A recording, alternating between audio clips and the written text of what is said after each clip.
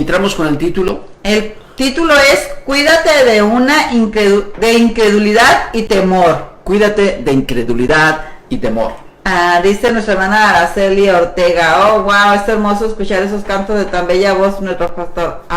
Dios le bendiga, gracias. Gracias, hermano. Sí canta bonito, gracias a Dios. Gracias a Dios. Está feo. Está feo, pero canta bonito.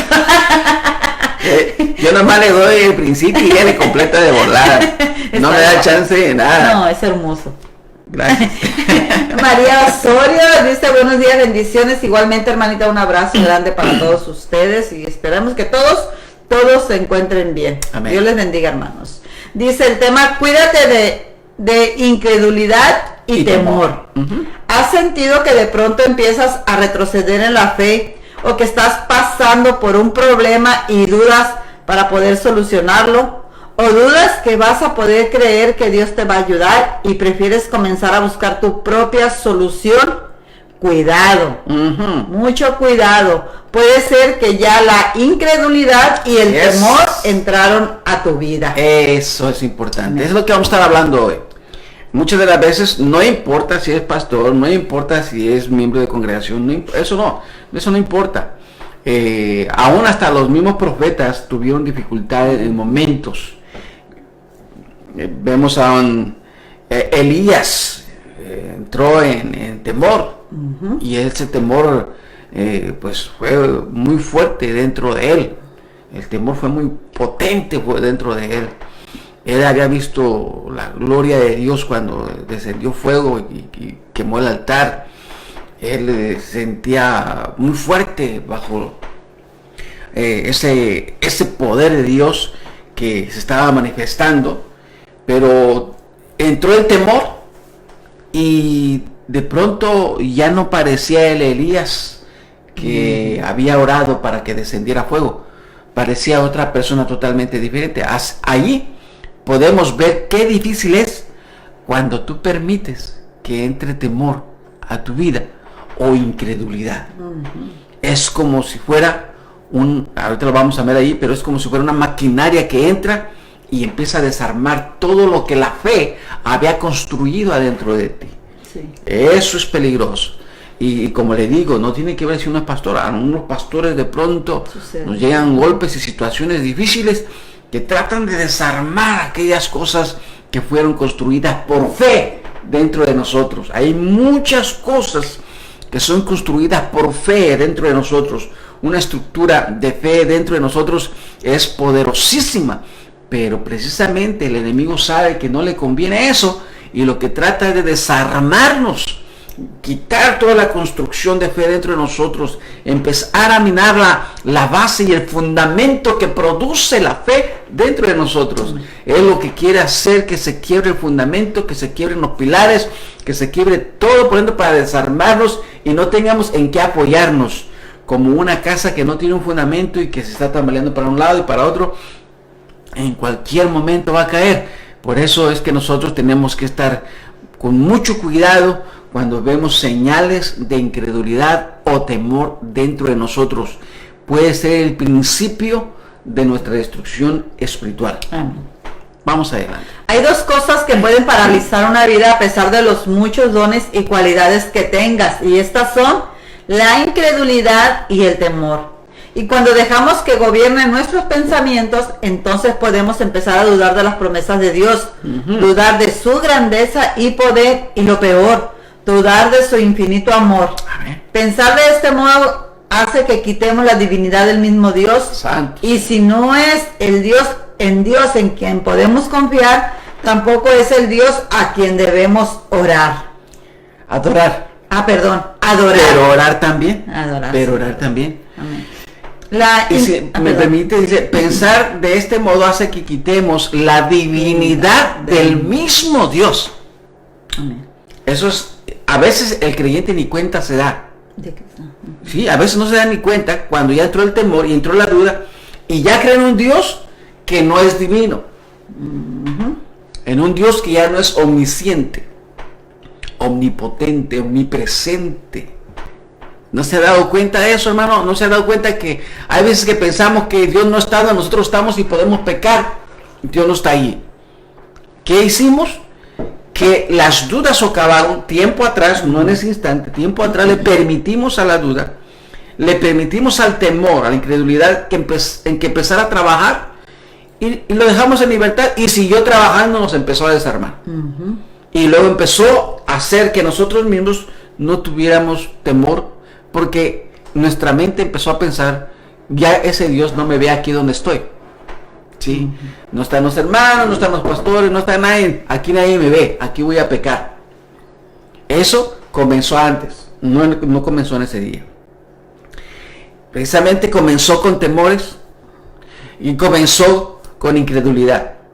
Se fue metiendo poco a poco. Es por eso que usted ha visto personas que antes predicaban, ministraban, clamaban, ayunaban, se entregaban, se apasionaban por Dios y ahora ya no. ¿Por qué? Porque un día permitieron que en medio de un conflicto, que en medio de una presión, que en medio de una dificultad, se empezara a meter la preocupación, el temor, se empezó a meter, la incredulidad se empezó a meter. Porque a veces queremos que Dios siempre nos conteste con un sí. Pero le quiero decir que muchas veces Dios ni siquiera contesta.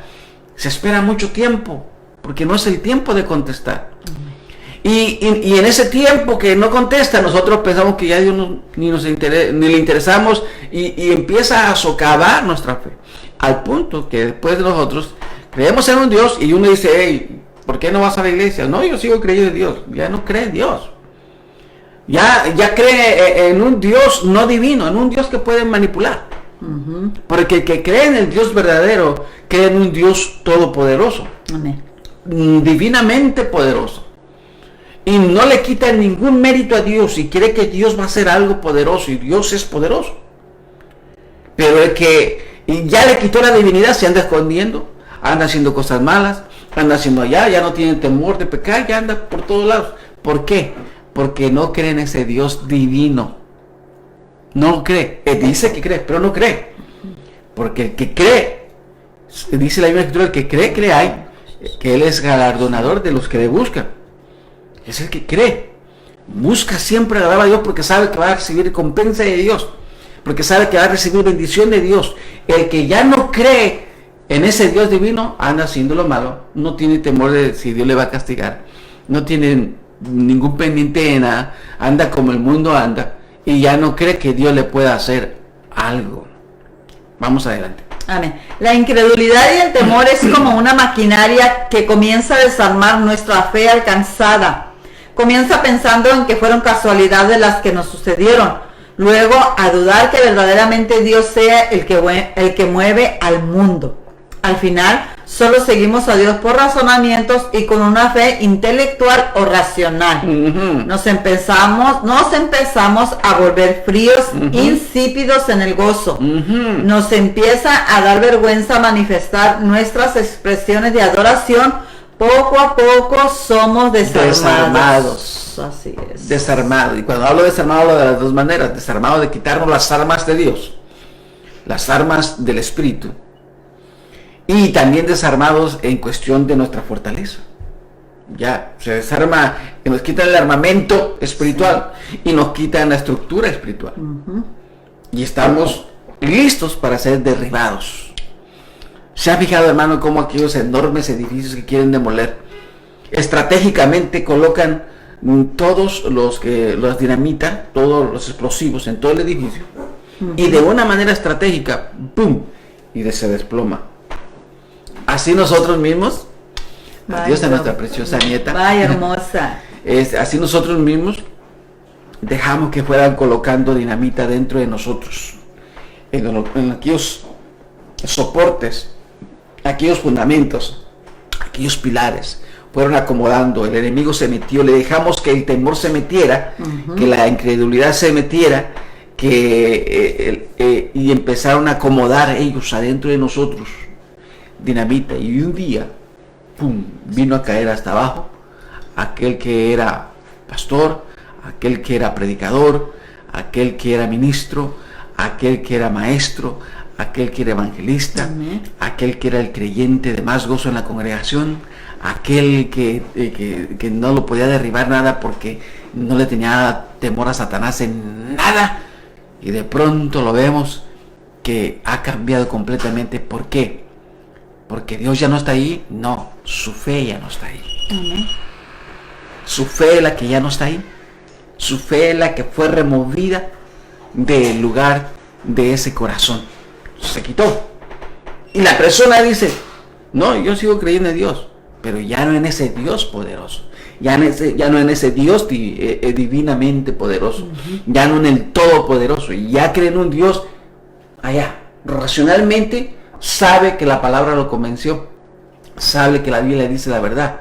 Pero ya no siente impacto por la palabra. Ya no siente pasión por la palabra. Ya no siente temor por la palabra. Solamente racionalmente cree que ahí hay un Dios. Hasta ahí. Vamos adelante. En Isaías 41, 10 al 16 nos dice: no temas porque yo estoy contigo, no desmayes porque yo soy tu Dios que te esfuerzo, siempre te ayudaré, siempre te sustentaré con la diestra de mi justicia.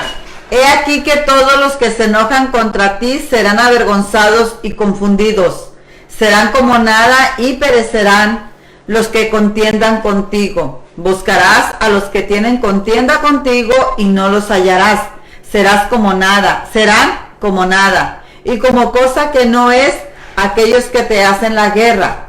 Porque yo, Jehová, soy tu Dios, quien te sostiene de tu mano derecha y te dice, no temas, yo te ayudo. No temas, gusano de Jacob, oh vosotros los pocos de Israel, yo soy tu socorro, dice Jehová. El Santo de Israel es tu Redentor. He aquí que yo te he puesto por trillo, trillo nuevo, lleno de dientes, trillarás montes y los molerás, y collado resudirás a tamo. Los aventarás y los llevará el viento, y los esparcirá el torbellino. Pero tú te regocijarás en Jehová, te gloriarás en el Santo de Israel. Aquí vemos el Dios Todopoderoso expresándole a Israel todo lo que iba a hacer por él. El Dios poderoso sabía que Israel ya no podía hacer nada por sí mismo. Pero Israel antes de eso no lo comprendía. Él creía que él lo podía. Y a veces nosotros como naciones pensamos que nosotros todo lo podemos. Y a veces tiene que venir el Señor después de una situación en la cual nos hemos dado cuenta que no podíamos, y entonces Dios nos hace ver que lo necesitamos. Y una vez que comprendemos que lo necesitamos, entonces Dios empieza bajo esa convicción de que necesitamos su ayuda, empieza a trabajar para levantarnos nuevamente. Aquí a Israel se le considera aparte como un gusano, el gusano de Jacob. Aquí hay dos versiones que podemos manejar. La primera sería que, hablando del gusano de Jacob, quiere decir que viene de las entrañas de Jacob. ¿Sí? Y la otra versión es que, aunque viene de las entrañas de Jacob, sigue siendo inofensivo ante los conflictos que pueden aparecer en el mundo, y aún así necesita la ayuda de Dios. ¿Sí? Así como nosotros. Que nosotros podemos ser o estar en el país más poderoso, pero aún allí nos va a alcanzar la calamidad. Aún allí va a haber conflictos, aún allí va a haber dificultades, y el único que nos va a sacar de esta situación es Dios. Amén. Es Dios. Y para eso nosotros tenemos que tener puesta nuestra fe en Dios. No quiero decir que nosotros no vamos a hacer absolutamente más nada, sino que nos vamos a sentar a dormir ya. No. Hay que trabajar. Hay que poner empeño en lo que estamos haciendo, pero confiar en que Dios es el que nos va a sacar adelante. Amén. Poner toda nuestra confianza en eso. Amén. Esa fue la diferencia, y eso fue lo que el Señor Jesucristo, nuestro Dios, el Padre Eterno, miró en Israel, y eso fue lo que hizo Dios a través de esta escritura. Nos muestra que eso fue lo que le prometió. Dice, no te preocupes, porque dice versículo 11, he aquí que todos los que se enojan contra ti serán avergonzados y confundidos, serán como nada, y perecerán los que contienden contra ti. Y luego versículo 12, buscarás a los que tienen contienda contigo y no los hallarás, serán como nada y como cosa que no es aquellos que te hacen la guerra. Porque dice, porque yo Jehová soy tu Dios. ¿Sí? O sea, Él mismo poniéndose como identidad de ese pueblo, quien te sostiene de tu mano derecha y te dice, no temas, yo te ayudo. No temas, yo te ayudo. Había que volver esa fe del pueblo hacia Dios. Y cuando el pueblo vuelve la fe a Dios, entonces Dios empieza a reestructurar todas las cosas externas, pero también todas las cosas internas que la duda y el temor destruyó. Cuando la duda y el temor destruye internamente, el creyente empieza a hacer lo que no le agrada a Dios. Esa es la señal primera. Cuando la duda y el temor entran, se deja de confiar en Dios. Y se empieza a caminar por rumbos que a mismo Dios no le agradan. Y entonces empezamos a ver conductas totalmente erradas en el creyente. Amén. Esa es señal de que la persona ha dejado de seguir a Dios. Amén. Ha dejado de confiar en Dios. ¿Qué fue lo que sucedió? Son muchas cosas las que pueden suceder. Pero todas ellas llevaron a que la persona dudara y no creyera más en Dios como se debe de creer. No es que no crea, puede creer poquito, o puede creer nada más en una forma racional, o puede creer porque ya la Escritura le enseñó que hay un verdadero Dios, pero hasta ahí, pero ya no cree en ese Dios poderoso, ni puede usar su fe para ir hacia ese Dios poderoso. Eso es lo difícil. Vamos hacia adelante. Como un gusano acobardado y empequeñecido delante de sus adversarios, y el Señor a través de Isaías lo reconoce como lo que se siente, gusano. Pero quizás este es el punto de partida para la gracia de Dios. Cuando nos sentimos pequeños, apocados y débiles frente a los obstáculos y problemas, es ahí cuando necesitamos de Dios, porque con su ayuda ningún obstáculo es demasiado grande. Amén. Debemos animarnos, oír lo que el Señor le dice a su pueblo. Dice, yo soy tu socorro, dice Jehová, el Santo de Israel es Amén. Tu Redentor. Amén. Gloria a Dios. Como contraste le dice a Israel en Isaías 41:15, he aquí, yo te he puesto por trillo nuevo, lleno de dientes, trillarás montes y los molerás, y collados reducirás a tamo. El trillo era lo más sólido de los objetos, hecho con pedazos de tablones y tachonados con retazos de pedernal. Lo arrastraban sobre el grano recogido para separar la paja y la cáscara y poder moler el grano. Jehová hará de su pueblo un trillo nuevo, un instrumento que en sus manos pulverizará todas las dificultades. Así es. Estos versículos constituyen un llamado a esperar la liberación que viene de Dios. Amén. En nosotros sería la liberación de tanta tensión y preocupación diaria, poniendo en nosotros un gozo inefable. Santo Señor. Primera de Pedro 1:8. A quien amáis sin haberle visto, en quien creyendo, aunque ahora no le veáis, os alegráis con gozo inefable y glorioso. Cuando una persona tiene precisamente la fe en el Señor, no se expresa o no se explica más bien a gente cómo es que esa persona, con tantas atribulaciones, con tantas dificultades, tiene gozo. Sí. ¿Sabe por qué? Porque esa persona está poniendo su fe en el Eterno. Esa persona está poniendo su seguridad en aquel que no se ve. Está poniendo su confianza en aquel que sabe que va a hacer algo. Y por eso está tranquilo. Y por eso está en gozo. Aunque los otros dicen, es increíble que se vea tan tranquilo. Míralo cómo se ve. O mírala cómo se ve. Tantos problemas que tiene. Y mira, viene a la iglesia y todavía alaba al Señor. Se goza, le danza. Sí, y todavía levanta sus manos y glorifica a Dios. Y mire, le voy a decir otra cosa. Y hay personas que lo tienen todo y no alaban a Dios. Sí. Ni lo exaltan. Ni expresan nada hacia Dios. Nada. Lo tienen todo. No. O creen tenerlo todo. Pero aquel que a veces no tiene nada, es a veces el que más le alaba. A veces el que más le exalta. El que más padece y más guerras espirituales ha ganado. Y ha tenido más experiencias con Dios en su vida de oración. Es el que más se goza. Amén. Es el que más cree que hay un Dios no terrenal, sino divinamente poderoso. Vamos adelante. Amén. Dice, esto no es razonamiento, esto es fe. Amén. Así como en Israel, la iglesia de hoy, seremos instrumentos de trilla en este mundo.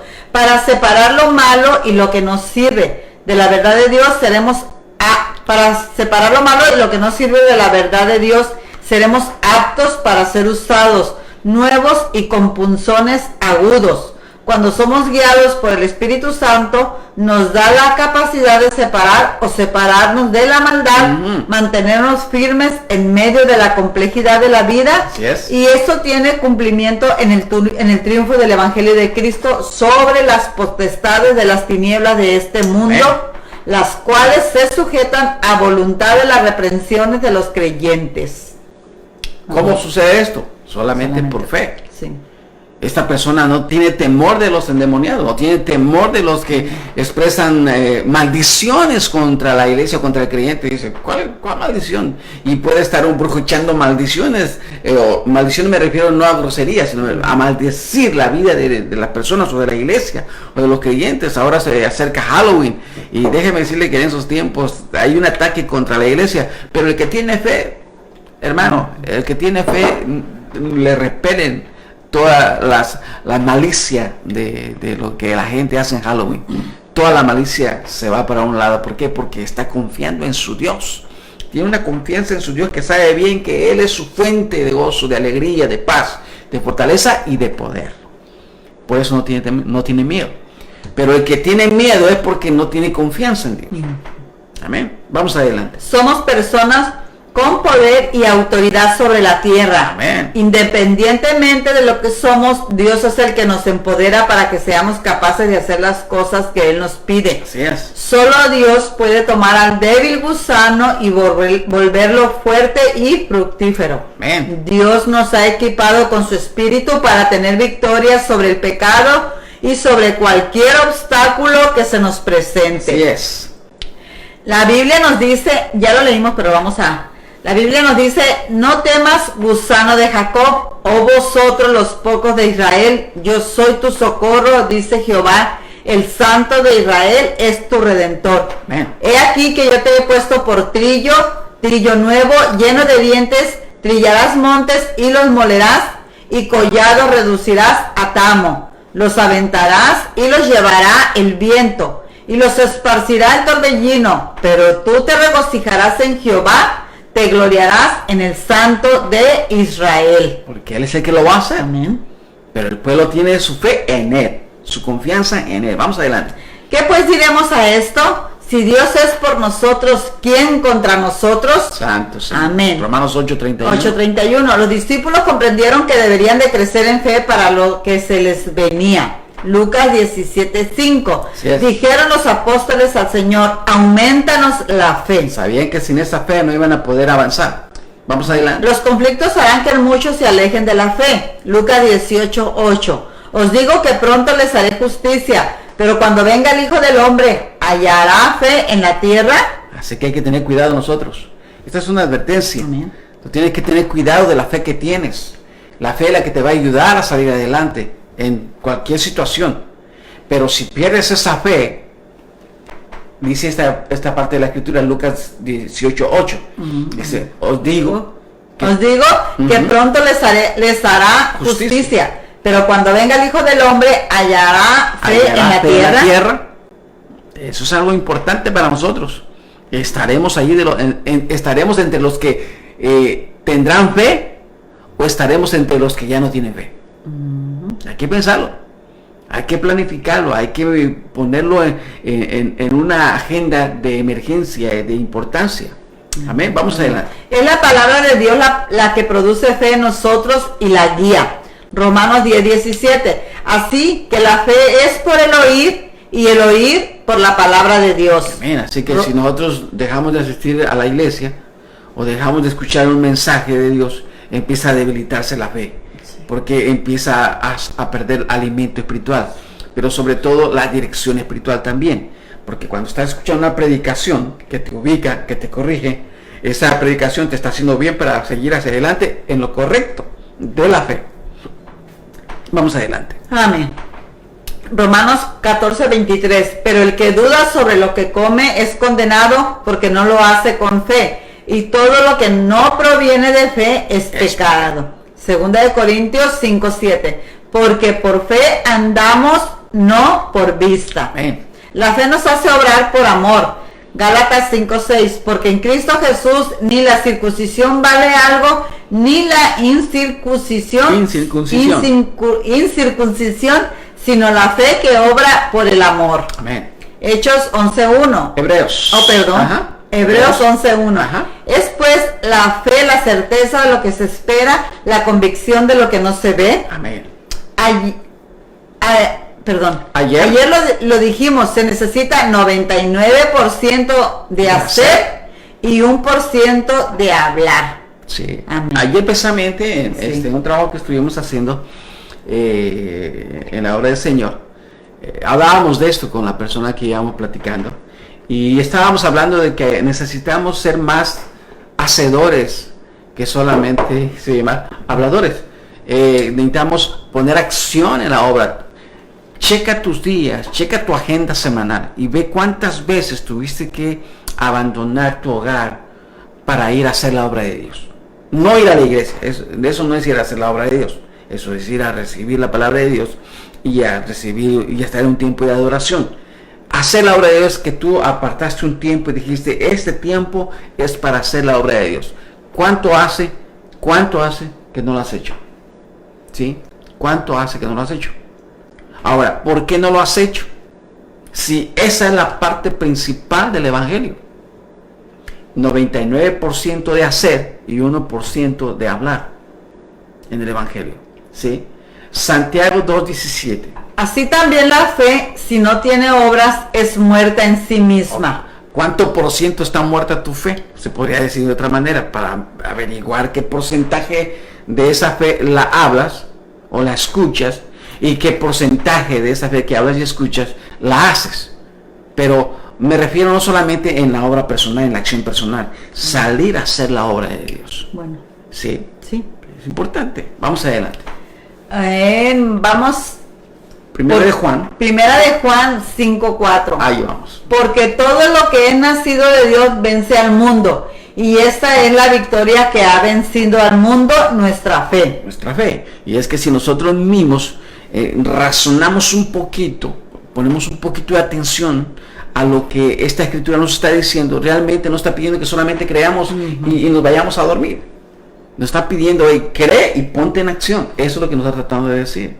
¿Por qué? Porque cuando tú te pones en acción, te das cuenta exactamente cuánto temor tienes a hacer algo para Dios.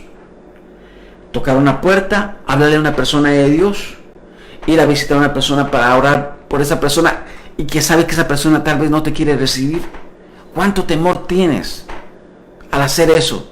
Y si dices, no, ni me va a recibir, tienes el 100% de temor.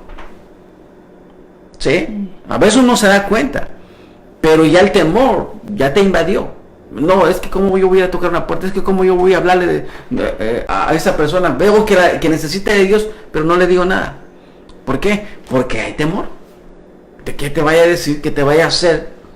Hay temor. Entonces, ¿cuánto por ciento tú tienes de temor? Y por esa razón, ese porcentaje te impide que hagas lo que tienes que hacer o lo que tengo que hacer. Y estábamos hablando con esta persona y decía, sí, si uno no pone en práctica el hablar la palabra de Dios con alguien, eso va menguando al punto que llegas a un punto que tienes miedo a hablar de cualquier persona de Dios. Tienes miedo, hasta te da pena. Te sientes, es que si le digo, va a empezar a mirar mi vida y no estoy bien. Ahí está el problema. ¿Por qué no está bien la persona? ¿Por qué no andamos bien? No andamos bien porque ya hay temor adentro de hacer la voluntad de Dios. Ya hay miedo, ya hay dudas. Ya empezamos a ser desarmados. Es como si fuéramos a la guerra. Ya nomás estamos en la guerra sin armas ahí, esperando a ver a qué horas sueltan el cañonazo de allá para acá. Eso es lo que tenemos que ponernos a pensar. ¿Qué porcentaje de lo que hablamos de Dios está en acción en nuestra vida y en acción hacia la vida de otros? ¿Sí? Eso es importantísimo, hermano, porque si usted es un creyente, aparte de todo, tiene coraje contra alguien, odio y tiene deseos de venganza y que quisiera que la otra persona se muriera, ya, ahí está totalmente desarmada la persona.